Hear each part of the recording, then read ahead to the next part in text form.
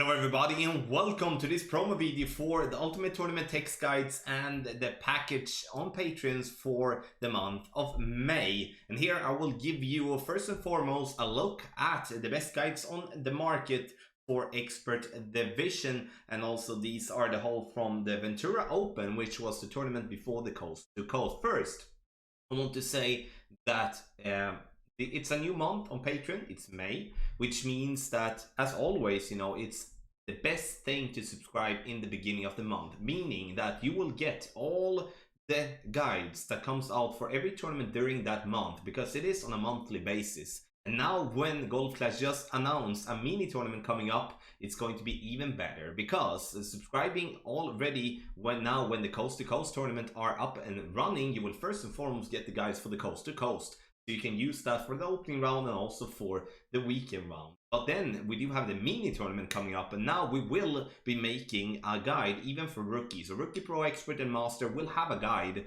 to help out going into the final round, and that will most definitely be very, very helpful. Then obviously we do have the bigger tournaments coming up, and looking in the community and the different forums, there is rumors about a major coming up here in May. And I don't know if it's gonna or if it's gonna, but no matter what though, there's gonna be two big tournaments here. One that is going to start the 11th of May, and also one's gonna start the 25th of May, which means that you get 2.5 big tournaments, so like the bigger ones, and then one mini tournament in the same price. Make sure you go to patreon.com/golfclashtommy.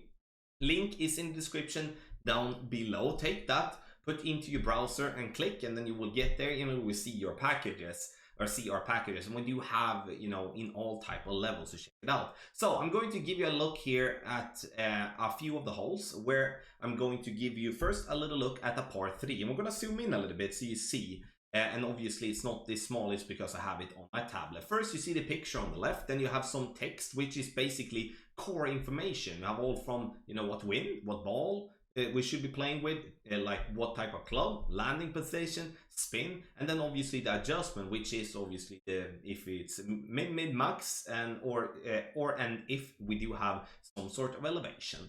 Then on the bottom you see the spin box, which also displays the amount of spin, because sometimes it's easier to look at it than read it to give yourself an idea on how much spin you're gonna have. Then we do have on the right hand side, you see just a bunch of numbers. This is a VPR table. If you have never used a VPR table, it basically means you do have wind at the left column, and then you have the amount of rings at the right column. Meaning if we do have a wind that is 5 miles per hour on this hole, we played 5.1 rings. So that is there for you to not need to use an application or a calculator or anything like that. So you can basically just use what says in the guide, because that suits the adjustment. Now, two big things is that now you see that I'm having one screenshot on the top right, which is the core landing position. I normally have one for the par 3s, but I do add from time to time a second one to kind of display 1 or 2 key points that we are looking for. For an example here now, you do see the arrows. We're looking for the bullseye, we're looking for the second bounce, but at the same time, I do want you to, at the bottom right corner, look as well at the top of the ball guideline.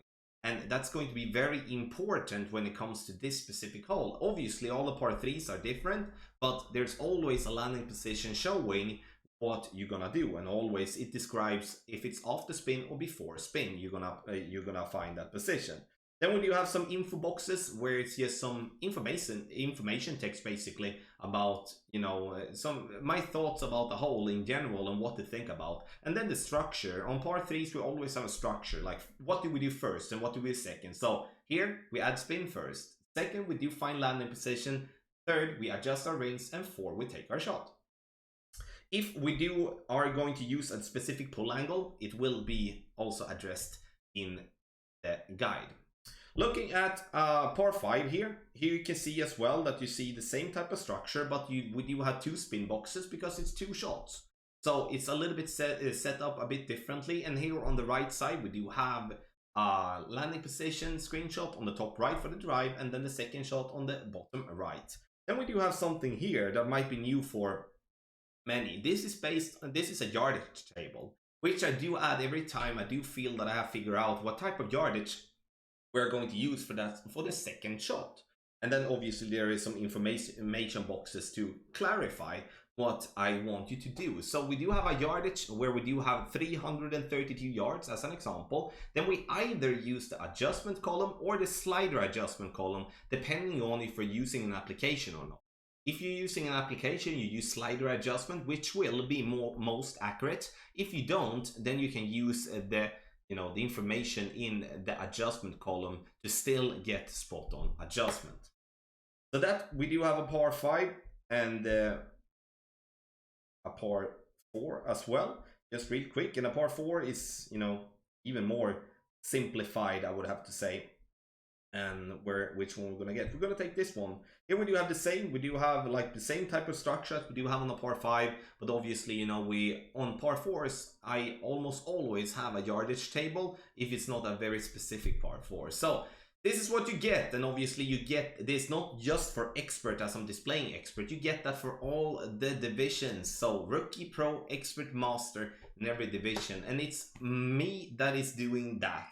And I'm the one that are putting everything together and doing my best to provide the best possible content for all you golf clashers out there. Make sure you comment in the comment section below if you do have any questions. You can always email us, tommylofberg@gmail.com, if you do have any question of any of our packages. Also use the contact form on thegolfclashtommy.com if you use that method instead. So thank you so much everyone, and good luck in your Golf Clash game.